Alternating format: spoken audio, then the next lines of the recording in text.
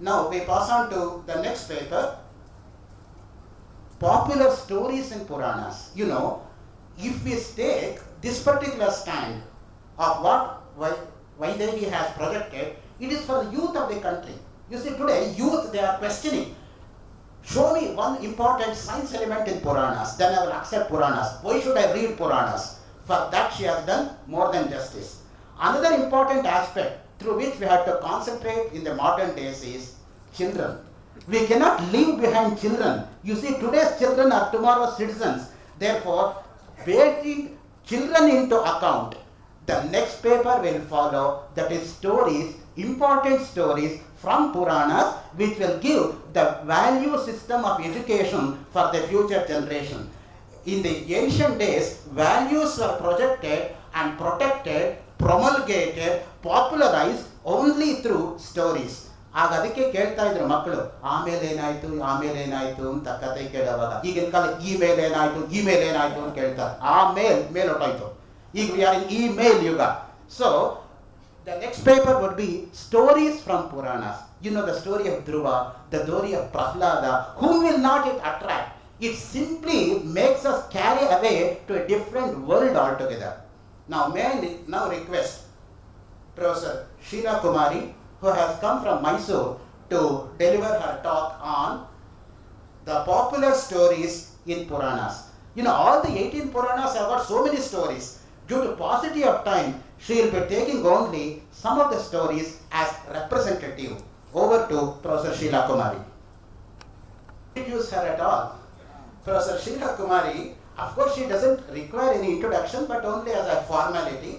She has been the professor and head of the Department of Sanskrit in Maharani's Science College to be precise, Mysore.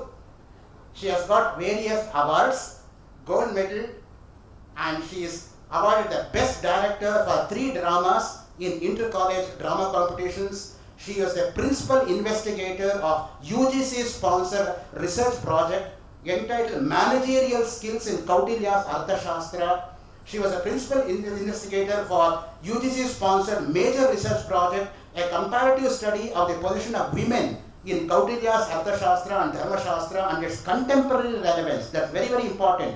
Whatever we say that has to be related to 21st century, otherwise it becomes irrelevant and useless. She has also presented many papers in national and international seminars, and with this she has given lectures at important fora. She has been a resource person for various refresher course programs, and she has got the administrative ability. She has delivered talks in various important platforms. She has got number of publications to her credit. Kavya Lahari with S.R. Vijaya, and she has also done Stotra Deepti, translation of Shadakshari Deva's Sanskrit Stotras into Kannada. So she is a creative writer, she is a translator, she is an editor, she is a scholar, she is a teacher, all rolled into one. With these few words, may I now request Professor Sheila Kumari to highlight us on important stories from Puranas. Over to Professor Sheila Kumari. प्रथमतया विदुषां पुरतः वक्तुं किञ्चित् भीत्वा अहं प्रथमतः एव जलं पीत्वा अत्र वक्तुम् आगच्छामि. नमस्ते Saraswati. Sanskrit literature was initiated to place the people in the right path and avoiding them to do evil things. Vedas first stand in this aspect, which were composed by sages as the order. Then came Shastras, which also ordered the people to move on right path. Though the intention was right and praiseworthy, the common people could not understand and act according to these strict rules. So later on, Puranas were written about practicing the same dharma through various kind of interesting stories. These ancient Hindu texts were utilizing various deities, primarily the divine trinity gods, Each gave prominence to a particular deity or vratas. Puranas includes the stories with the moral of destroying Dushta Shikshana, Shishta Rakshana. Vyasa, the author of the Mahabharata, is traditionally considered as the compiler of the Puranas. He scripted main Puranas and several Upa-Puranas.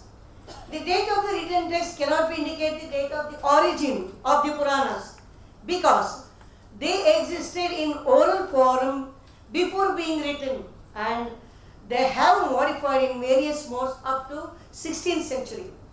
An earlier occurrence of the Purana is found in Chandogya Upanishad 7.1.2, translated by Patrick, the corpus of historics and ancient tales. The Brihadaranyaka Upanishad refers to Purana as the Itihasa Purananam Panchamam Vedanam. Padma Purana classifies the Puranas into three parts as Sattvic, Rajasic and Tamasic. The Puranas are so well described that any man can take inspiration from them and gradually gain the good position. Good position in the sense I am not saying in the format of money. Now it is the first priority of our generation to transfer this wonderful knowledge to the younger generation through multimedia like this conference. Bharatiya Vidya Bhavan is perpetually doing this sacred work from years together and ISKCON is also. It is highly appreciable by one and all. Of the Puranas, we all know that there are 18 Mahapuranas and I am taking only a few stories. You might all be very well trained or listened or practiced these stories. How many times I don't know. But I am repeating the stories. So here are only a few popular stories which boost moral ideas to younger generation. Sometimes we can notice the exaggerations or many times we can notice the exaggeration in these stories to give more significance to the incident and create more interest to the readers and listeners. ಇದ್ದದ್ದನ್ನ ಇದ್ದ ಹಾಗೆ ಹೇಳಿದ್ರೆ ಯಾವತ್ತೂ ಎಲ್ಲೂ ಕೇಳಲಿಕ್ಕೆ ಹೇಳಲಿಕ್ಕೆ ಸ್ವಾರಸ್ಯ ಇರೋದಿಲ್ಲ. ಆದ್ದರಿಂದ ಇಂತಹ ಒಂದು ಎಕ್ಸಾಗರೇಷನ್ಸ್ನ ನಾವು ಪ್ರತಿಯೊಂದು ಕಥೆಯಲ್ಲಿ ಕಾಣಬಹುದು. ಧ್ರುವ ಇನ್ ವಿಷ್ಣು ಪುರಾಣ 1.6 and Bhagavata Purana, the story of Dhruva is described. King Uttarapada had two wives, Suniti and Suruchi, the sons Dhruva and Uttama. The king was under the control of younger wife. As we all know, once Dhruva desired to sit on his father's lap in Darbar as his brother did. But the younger queen prevented. The queen prevented the king and insulted Dhruva. And the king remained silent. Dhruva was badly hurt. He went to his mother, who said that only Vishnu could help him. The boy went to the forest where he met Saptarshis. They advised him he could sit on the top of the Supreme if he could worship Vishnu and please him. They gave him the Upadesha. Dhruva performed the dhyana of Vishnu with concentration for years together. As a single-legged Dhruva leaned to the left, they say that the entire earth too got tilted and vice versa. Rivers, oceans, mountains got disturbed. Indra, as usual, used all kinds of gimmicks to advise, tempt, frighten, subdue Dhruva, but for no one. Finally, Vishnu appeared before Dhruva. Dhruva asked Vishnu to reveal himself, which no Maharshi ever realized. We must understand this type of boon. We can never expect this type of boon when the God comes in front of us or whether we believe it or not. Then Vishnu granted Dhruva the vision of his Brihat Swarupa and bestowed to him the unique Dhruvasthanam. Vishnu assured that while Devas would have the longevity of only 4 yugas and a few manvantaras, Dhruva was granted existence of a full kalpa. He called Dhruva's mother also to occupy the position of a star near Dhruva, as she was the first to inspire Dhruva towards Vishnu. In Vishnu Purana, when Vishnu gave darshan to Dhruva, he asked her to grant any boon he aspired. But Dhruva, who was a child, requested the god to have the knowledge of Vishnu Stuti. Here, the strong walk of a child to the ultimate eternal truth inspires the end to work hard for the better result. We can notice that a seem to be a small incident can change the life of a person towards greater achievements. The role of the mothers and saptarshis show that a unique person can inspire the youth on good paths. Next one automatically, naturally comes to Harishchandra, son of Trishanku. He had a unique position for truthfulness. He ruled kingdom with honesty. But he had no offspring and prayed Varuna, who blessed the king with a son on the condition of offering the child to him in course of time.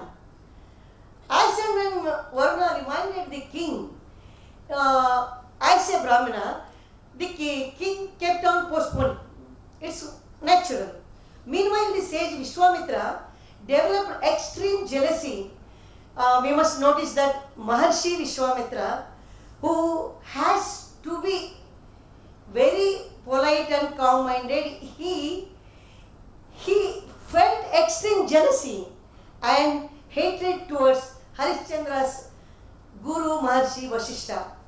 Harishchandra's son Rohitasya learnt that the Varuna's condition that his father would have no sacrifice to him to the Deva sooner or later and fled away to forest.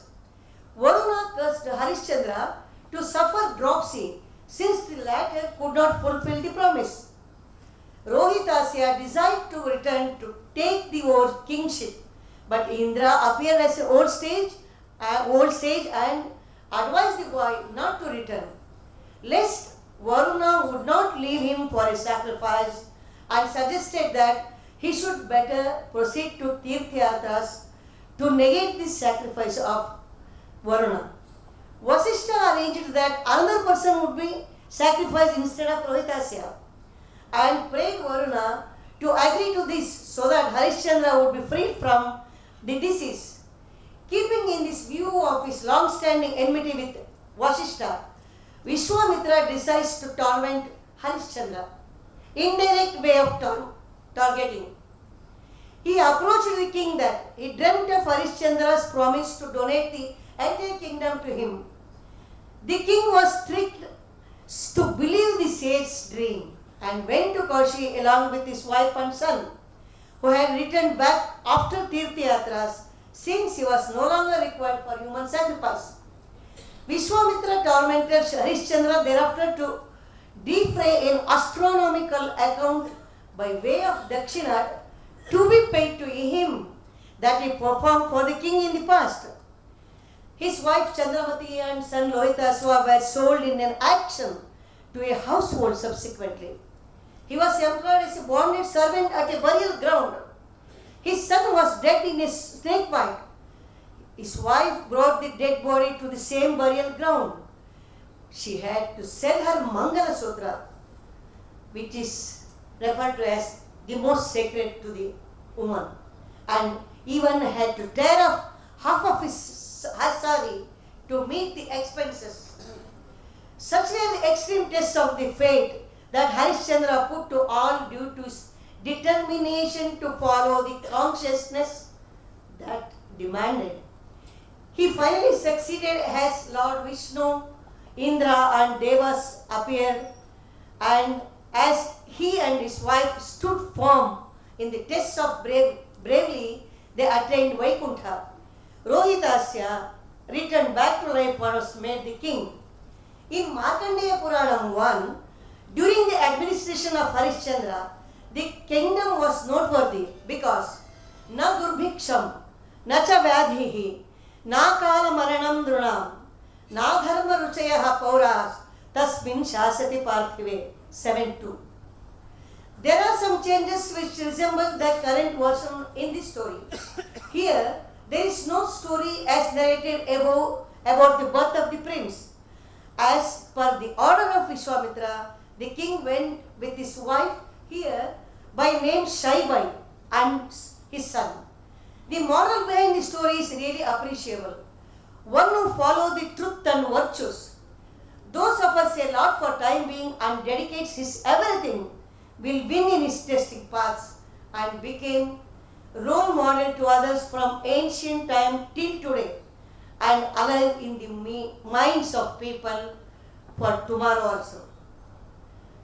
We can turn the other side of the person, virtues, as Nahusha.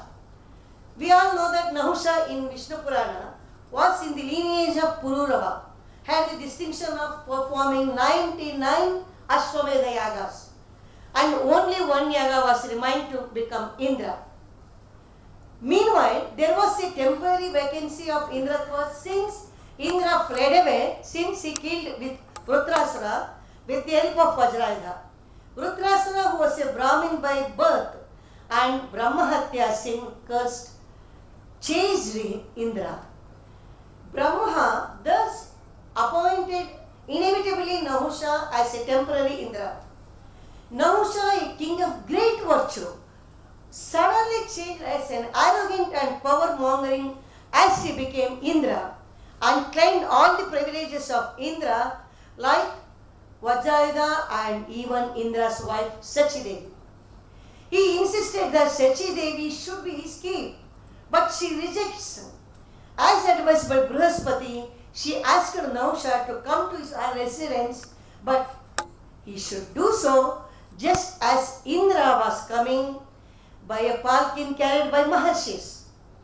Nahusha was so excited to reach her palace, and having got into the palkin, commanded Agastya Muni to take him to palace quickly and said, Sarpa Sarpa. It means quick, and in the process gave a kick to the Muni to go fast. Agastya purposely misunderstood the word and converted the arrogant Nahusha into a python and dropped the latter into the depth of Bhuloka into thick forest. As a repentant Nahusha begged him, then the Maharshi granted a revival that when the Shapa Vimochana would be possible only when the Pandavas reached the forest for 12 long years before their Ajnatavasa. As the time passed on, Draupadi in forest desired to get a Saugandhika flower.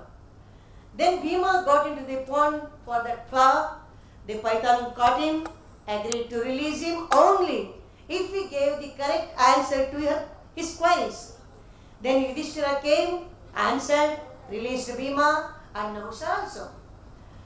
Though earlier Nahusha was virtuous, the supreme position changed his restrained mind to yield to Arishad Vargas, as all his good deeds won't get appreciation with the desire about Sachidevi. The punishment imposed to him teaches that one should be aware of doing bad things which may tax heavily. We can remember now, Kamaturanam na bhayam na lajja. As the continuous part, Yayati, the son of Nahusha, he was also a wonderful Raja. He married Devayani, the daughter of Asura Guru Shukracharya, and Sharmishta, the daughter of Vishwa Parva, a Rakshasa king. Indra was pleased to gift Yayati a divine chariot with 7 powerful horses with which it travels the world and divided his empire into 7 divisions to distribute it among his 5 sons. A Maharshi then gave a boon, I don't know if it's a boon or whatever it may be, that if any one of his sons could agree to exchange their youth to his old age, he could secure a fresh youthness. Only Sharmishta's son Puru readily agreed. Yayati, without any hesitation, took over Puru's youth and enjoyed himself earthly pleasures for a long period, but finally returned discovering that this enjoyment is endless, like Agni in a Homakunda, assuming larger and larger proportion as long as ghee is serving and serving. So, realizing this truth, he returned his youth to Puru and went to Vanaprastha. Yayati is an example of an everlasting sensuality. He even does not hesitate to take the youth from his own son. As his father Nahusha, so this son also does in another way. Perhaps the influence of genes may also be one of the reasons, I suppose. This reveals that Ati Sarvatra Vajayet. Then comes Hiranyakashipu. In Padma Mahapuranam, Uttarakanda 7, 265 chapter, a strong asura named Hiranyakashipu reached Medagiri and did tapasya for 1,000 deva years and pleased Shiva. He got the very exhaustive boon of victory, as we know all very well, and there is no need for repetition. So, he had declared that he should be worshipped in temples and yajnas be performed in his name after this boon. His wife was Kalyani, daughter of King Uttanapada, and son named Prahlada. The boy went to Gurukula where the glories of Danavas were taught. But Prahlada was a Vaishnava with supreme dedication to Vishnu. When he returned from Gurukula to his father, he stunned the latter when he affirmed that Vishnu was the unique driving force of universal existence, the eternal, all-pervading, omnipotent and omniscient. Hiranyakashipu was in great rage naturally because his own son was praising his opponent Vishnu, who killed his brother Hiranyaksha. He was about to kill the boy's guru. Prahlada confirmed that his guru tried his best to divert him from Vishnu to his own father, but failed, and thus the guru was spared. Hiranyakashipu tried to convince Prahlada as Kim Vatsya, Tvam Brahmasyevam Mithya Vakye Vijanmanaha Ko Vishnuhu Kintu Tadrupam Kutrasau Samsito Harihi Ahameveshwaro Loke Trailokyadipatir Mataha Mame Varchaya Govindam Tyaja Shatrum Durasaram. He also gives another chance to Prahlada. Atma Shankaram Devam Rudram Lokagurum Prabhum Archayasva Suradhyaksham Sarvaishwarya Pradam Shivam.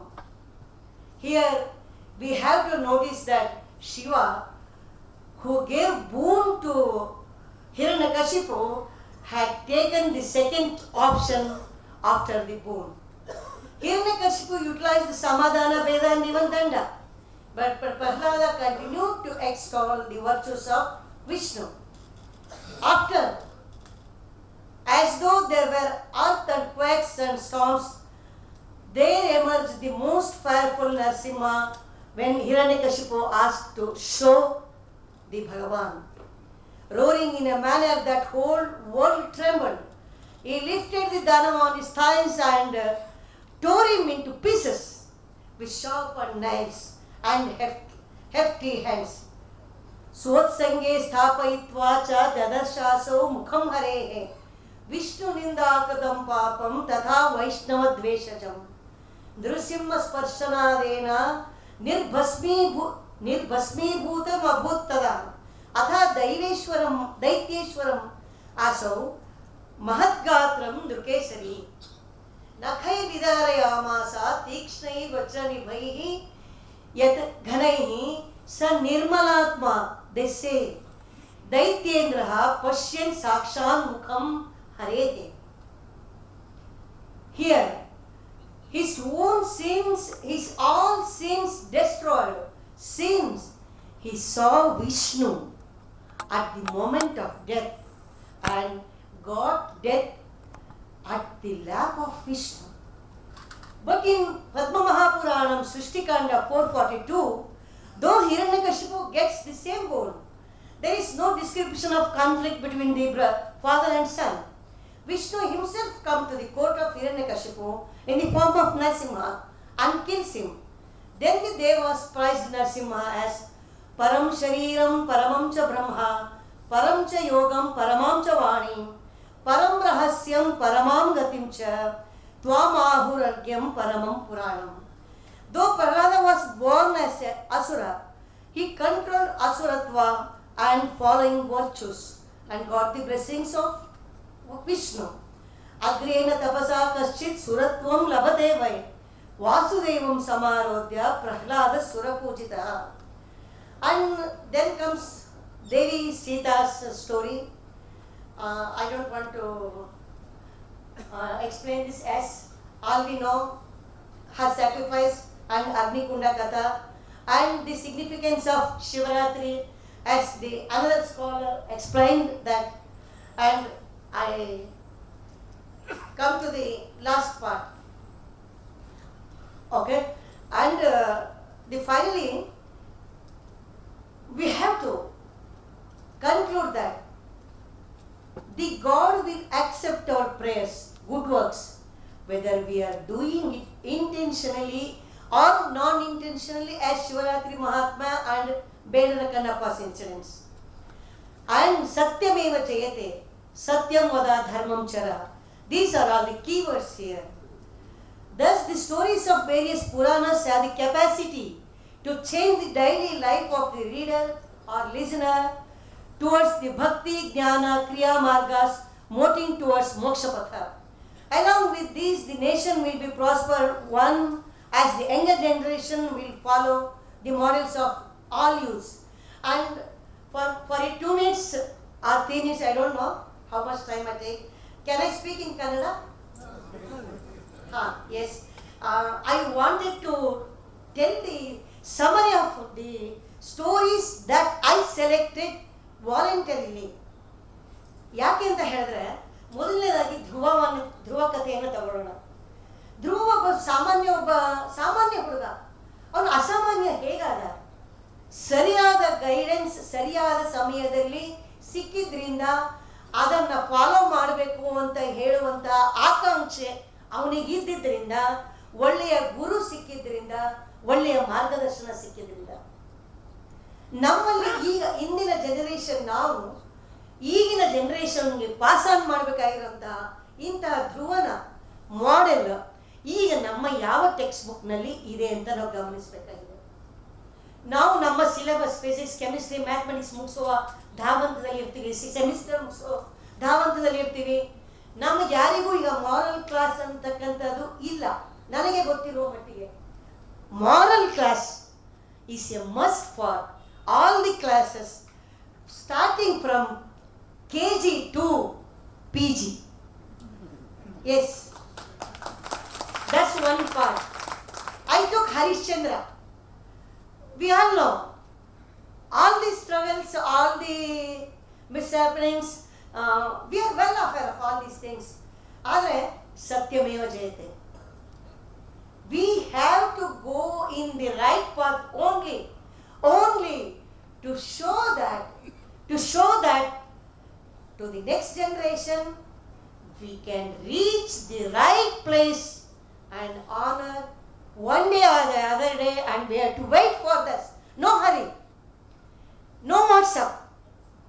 ನಿಧಾನವಾಗಿ ಹೋಗೋಣ. ನಿಧಾನವಾಗಿ ಕಷ್ಟಪಟ್ಟರೆ ನಿಧಾನವಾಗಿ ಒಳ್ಳೆಯ ಫಲವನ್ನು ನಾವು ಅನುಭವಿಸ್ಬೋದು. ಆತುರ ಪಡೋದು ಯಾವತ್ತೂ ಒಳ್ಳೆಯದಲ್ಲ ಅನ್ನೋದನ್ನ ಹರಿಶ್ಚಂದ್ರನ ಕಥೆಯನ್ನು ಸ್ಪಷ್ಟವಾಗಿ ತೋರಿಸುತ್ತೆ. ಯಾವುದೇ ಕಷ್ಟ ಬಂದರೂ ಅವ್ನು ನಿಲ್ಲದೆ ಇರ್ತಕ್ಕಂತಹ ಒಂದು ವ್ಯಕ್ತಿತ್ವವನ್ನು ತೋರಿಸುತ್ತೆ. ಅದರ ಜೊತೆಗೇನೆ ಇದು ಹೇಳೋದು ನನ್ನ ಉದ್ದಟತನ ಅನಿಸುತ್ತೆ, ಆದರೂ ಹೇಳ್ತೀನಿ, ನಮಗೆ ಸಂಯಮ ಅಂತಕ್ಕಂಥದ್ದನ್ನು ಇರಬೇಕು. ವಸಿಷ್ಠನ ಮೇಲಿನ ಕೋಪವನ್ನು ತೀರಿಸಿಕೊಳ್ಳಿಕ್ಕೆ ನಾವು ಮತ್ತೊಬ್ಬ ವ್ಯಕ್ತಿಯನ್ನ ನಾವು ಬಲಿಪಶುವನ್ನಾಗಿ ಮಾಡಬಾರ್ದು. ಒಬ್ಬರ ಮೇಲಿನ ದ್ವೇಷವನ್ನ ಅವರ ಮಕ್ಕಳ ಮೇಲೋ ವಿದ್ಯಾರ್ಥಿಗಳ ಮೇಲೋ ಮತ್ತೊಬ್ಬರ ಮೇಲೋ ಮಾಡಬಾರದು ಅನ್ನುವ ಒಂದು ಪಾಠವನ್ನು ಹರಿಶ್ಚಂದ್ರನ ಕತೆ ತಿಳಿಸುತ್ತೆ ಎನ್ನುವುದು ನನ್ನ ಭಾವನೆ. ನೆಕ್ಸ್ಟ್ ನಹುಷ ಮತ್ತು ಯಯಾತಿ. ನಾ ಮೊದಲೇ ಹೇಳಿದೆ ಕಾಮಾತುರಾಣಂ ನ ಭಯಂ ನ ಲಜ್ಜ. ಎಷ್ಟು ಚಂದದ ರಾಜ, 99 ಯಾಗಗಳನ್ನ ಮಾಡಿದ್ದಂತಹ ರಾಜ ಅಂದ್ರೆ ಅವನು ಎಷ್ಟು ಕ್ವಾಲಿಫೈಡ್ ಇರಬೇಕು, ಅವನ ನಡತೆ ಎಷ್ಟು ಸನ್ನಡತೆ ಆಗಿರಬೇಕು ಅನ್ನೋದು ಬಹಳ ಸ್ಪಷ್ಟವಾಗಿ ತಿಳಿಸುತ್ತೆ.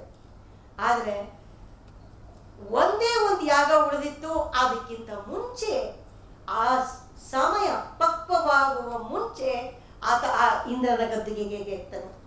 ಅಂದ್ರೆ ಆ ಸಮಯದ ಅವಧಿ ಇರ್ಬೇಕಾಗಿತ್ತೇನೋ ಒಂದರ್ಥದಲ್ಲಿ. ಇನ್ನೊಂದು ಅರ್ಥದಲ್ಲಿ ಆ ಅಧಿಕಾರದ ಮದ ನಮಗಂತೂ ಬಹುಶಃ ಎಲ್ಲರಿಗೂ ತುಂಬಾ ಚೆನ್ನಾಗಿ ಗೊತ್ತು. ಸಣ್ಣ ಸಣ್ಣ ಅಧಿಕಾರದ ಮದನು ಮನುಷ್ಯರನ್ನ ಆ ಸ್ವಾರ್ಥತೆಯ ದುರಹಂಕಾರದ ಉತ್ತುಂಗಕ್ಕೇರಿಸ್ಬಿಡುತ್ತೆ, ಸಹಜತೆಯನ್ನ, ಸರಳತೆಯನ್ನ, ಸಂಯಮವನ್ನ ಕಳ್ಕೊಡುತ್ತೆ. ಕಳ್ಕೊಂಡ್ರೆ ಏನಾಗುತ್ತೆ ಅಂತಕ್ಕಂಥದ್ದನ್ನ ನಹುಷ ಮತ್ತು ಯಯಾತಿಯ ಕಥೆಯಲ್ಲಿ ನಾವು ಬಹಳ ಚೆನ್ನಾಗಿ ಗಮನಿಸಬಹುದು.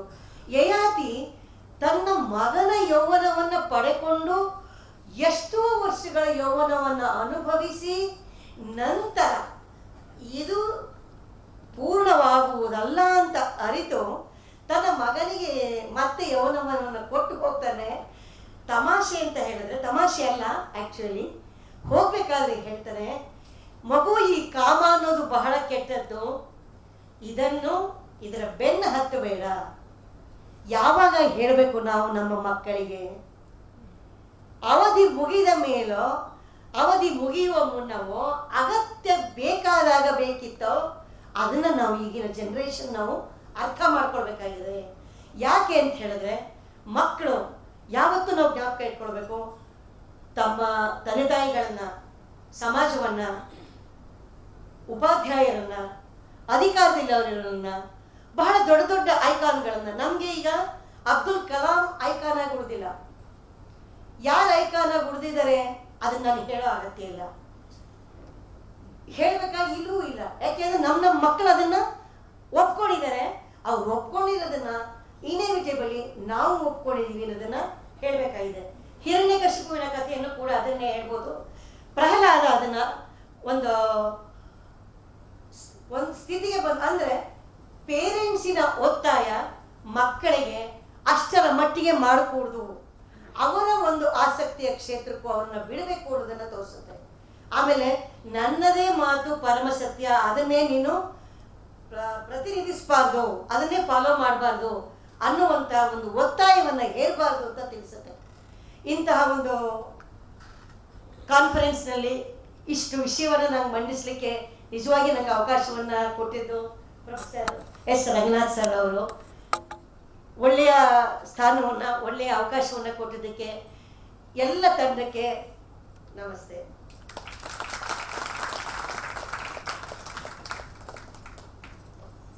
Thank you very much, madam, for throwing light on the important stories occurring in various Puranas and how they inculcate the value system. In keeping with what Dr. S. Radhakrishnan, the former president of our country and the great statesman, has pointed out in Indian Philosophy, Volume 2, page 442, paragraph 3, until and unless India has value-oriented, there is no future for this country. It's better to follow one value in life than to talk about 100 values. This is what Radhakrishnan has pointed out. And value-oriented society, how it has to be brought out, has been nicely brought out by Professor Sheila Kumari, starting from the story of Dhruva. We have the famous mantra, Dhruvante Raja Varuno Dhruvam Devo Brahaspatihi. So from that time onwards, the concept of Dhruva is an ideal for every child in our country. She very significantly said, a small incident can change the role of a person. What a fine statement, you see. Coleridge was writing a poem. Suddenly, a friend appeared and disturbed him, and he could no longer continue that poem. The poem stopped in the middle. Therefore, all the students, they congratulated the friend of Coleridge for stopping Coleridge from writing further. If he had written further, that also would have been prescribed, and they would have been burdened in reading that poem. So, one small incident can change the entire life of a person. Second point which she made out is, one should not have jealousy. What a fine statement, you see. Main thing which you have to conquer is not to have jealousy. And the famous quotation is, Naguni Guninam Veti, Guni Gunishu Matsari, Gunija Gunaragicha, Viralaha Saradojanaha. A person who has no inner worth cannot appreciate the worth of other person. If a person has inner worth, unfortunately he is envious and jealous of others. But having inner worth and at the same time encouraging and spotting the talent and promoting them is what is required in the present context. That's exactly what Bharati Vidya Bhavan is doing. They are pointing out the talent from every angle and they are projecting that talent in an invincible way by spotting people from nooks and corners of the entire country of India, by doing one seminar after one seminar of this stature in a mega event, and along with ISKCON. And that is the value system which Bharati Vidya is promoting from the point of Bha, Ra and Ta. That is what it is. And she also pointed out another instant that a good man, if he becomes so bad that he can never come back. Robert Frost in one of the poems says, when lilies fetter, they smell worse than weeds. Lilies are naturally fragrant, but when they fetter, they become so foul smell they project. Therefore, if you leave a pendulum from LHS to it goes to RHS and no stopping in the middle, in Telugu, wife is called pendlamu. If the pendlamu starts talking, God only should save. Until and unless she stops, she won't. The next point which she pointed out was persistence paves the way. That's exactly the gist of the story of Dhruva. You see, Dhruva never came back until and unless he attained that stature. For this, the best example is the life of Abraham Lincoln. You know, Abraham Lincoln was so poor to start with, and he wanted a particular book from a particular lawyer. And he had no money to cross the river. He started swimming, and there was a great flood, and he was washed away. But unmindful of the flood, he reached the opposite shore, knocked the door of that famous lawyer and demanded that book. But that lawyer wanted to give the book, having totally tested Abraham Lincoln, like Yama testing Nachiketa and giving Atma Vidya in Kathopanishad. So he asked him to do all kinds of menial jobs. And unmindful of that, Lincoln did it. And ultimately, that lawyer was so pleased that he gave his autograph with the book and handed over that book as a present to the person who wanted to borrow it. That is what means the persuasion always paves the way in the long run. And hence, what we want is we have to pursue our talent towards the right direction, and that ultimately counts. She also talked about the important concept of Satya with the example of Harishchandra. Whom can we see to Satya other than Harishchandra himself? Because till the last breath, he clung to Satya, irrespective of knowing what is happening to his own dear wife and his own child. You see, that is the kind of thing which Puranas give in keeping with the Russian proverb. Truth will be out even if you try to bury that truth in a golden coffin. You cannot bury truth permanently. It will come out on account of its own accord. In keeping with the statement, you can never put down a good man permanently. Good man will come up, whatever hurdles are there, and that's the classic message which every character, every small child depicted in Puranas give us as a universal message.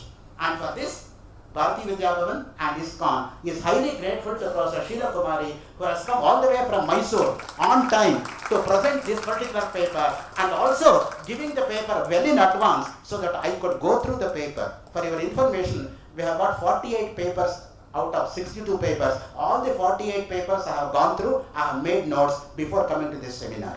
As a coordinator, I am not boasting myself, that's my basic duty as a coordinator once I accept this job.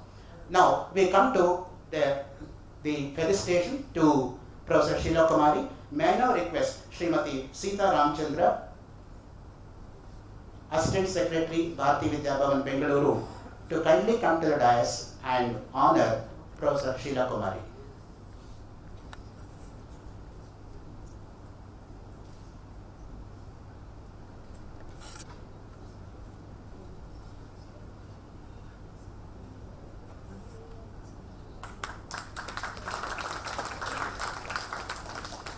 We thank you, madam, for coming all the way from Mysore on time and not waiting for your morning train, which usually comes late to Bangalore.